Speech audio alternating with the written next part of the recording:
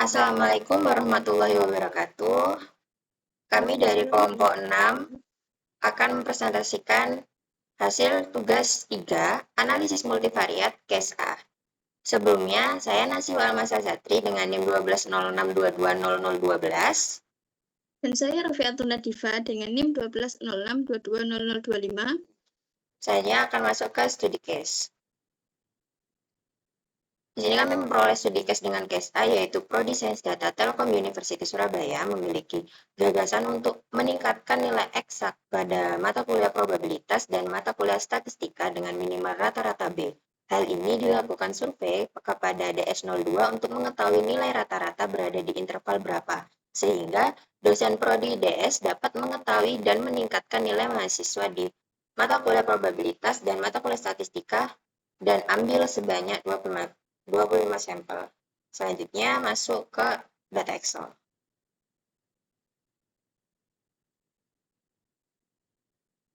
Nah, untuk data Excel-nya ini, data awal kami akan menggunakan nilai probabilitas dalam angka dan nilai statistika dalam angka.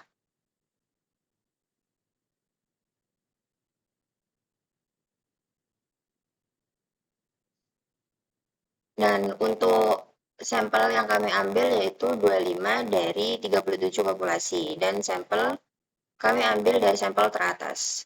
Yang dimana untuk rata-rata kami mendapatkan X bar untuk mata kuliah probabilitas yaitu 3 dan X bar untuk mata kuliah statistika yaitu 2,86. Lalu untuk sigma kami menggunakan rumus MU transport dan mendapatkan hasil seperti pada tabel. Dan untuk turunan sigma kami menggunakan min first select dari sigma sebelumnya dan mendapatkan hasil seperti pada tabel. Lanjut untuk T2-nya kami mendapatkan hasil 1,10 dengan rumus MU transpose dan F tabel 34221 3221. Selanjutnya kembali ke PPT.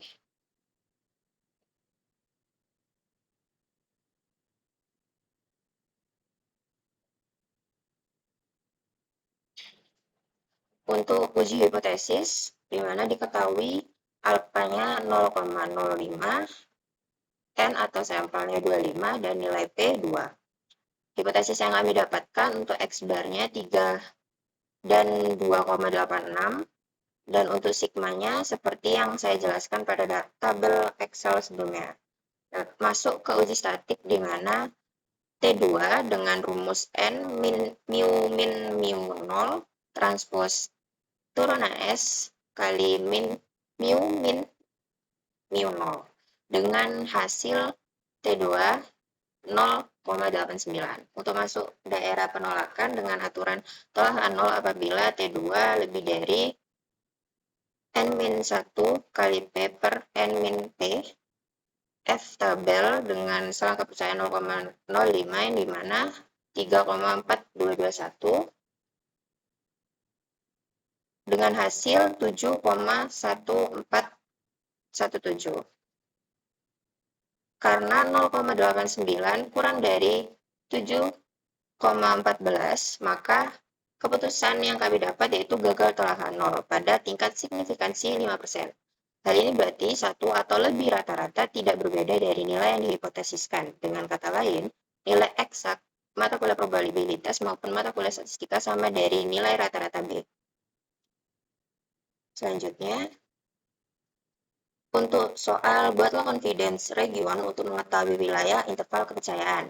Di sini kami mencari eigenvalue dan eigenvektor. Untuk eigenvalue menggunakan rumus sigma kurang lambda I sama dengan 0. Untuk lambda oleh data pertama kami mendapatkan hasil 2,2779 dan lambda oleh data kedua kami mendapatkan hasil 1,3540. Selanjutnya untuk eigenvektor dari lambda oleh data pertama yaitu 2,2779 kami mendapatkan hasil untuk eigen 1101794 dan Eigen 1, 2, 1. Dinormalisasikan ke X1 dengan rumus X1 per akar X1 transpos X1 dengan hasil untuk eigen oleh data pertama yaitu 0,1765 dan 0,9842. Untuk lambda eigenvektor dari oleh data kedua dengan lambda 1,3540 didapatkan hasil eigen satu-satunya 1 dan eigen satu-duanya min 0,1794. Dinormalisasikan menggunakan rumus yang sama dengan rumus sebelumnya, didapatkan hasil 0,9842 dan min 0,1765. Selanjutnya, untuk ujian manufaktur akan dilanjutkan oleh Nadifa. Selanjutnya kita masuk di uji main vektor, di mana ujian main vektor itu ada dua, yaitu major axis dan minor axis, dengan rumus yang sama, yaitu X bar plus minus akar lambda I akar P n min 1 per n kali n min P dikali F tabel dengan alpha 0,05 dikali EI.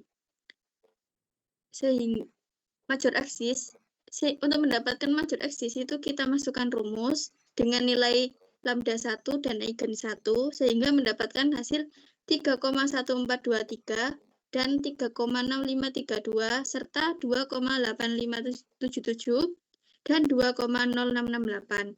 Untuk minor axis itu sama, dimasukkan rumus tapi menggunakan lambda 2 dan eigen yang kedua.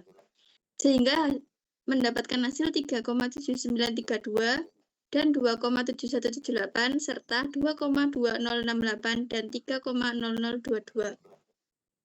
Selanjutnya, untuk menjawab pertanyaan, buatlah confidence interval untuk masing-masing nilai MK dan gambarkan keseluruhannya. Untuk membuat confidence interval itu menggunakan rumus X bar 1 plus minus akar P n min 1 per n min P kali F tabel 0,05 dikali S11 per N.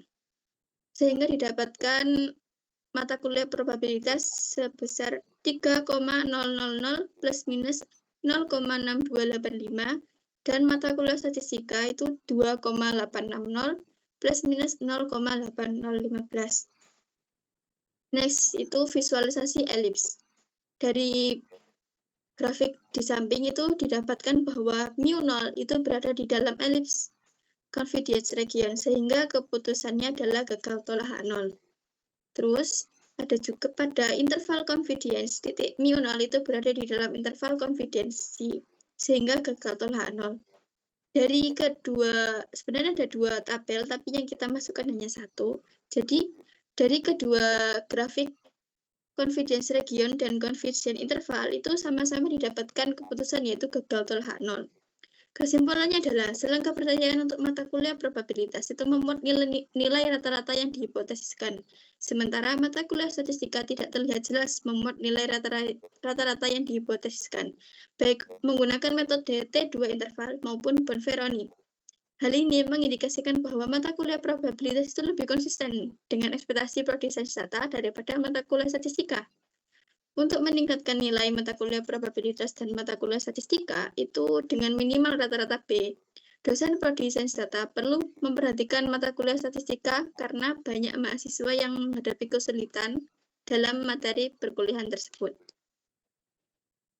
Sudah, terima kasih. Sekian dari kelompok kami. Bila ada salah kata mohon maaf. Wassalamualaikum warahmatullahi wabarakatuh.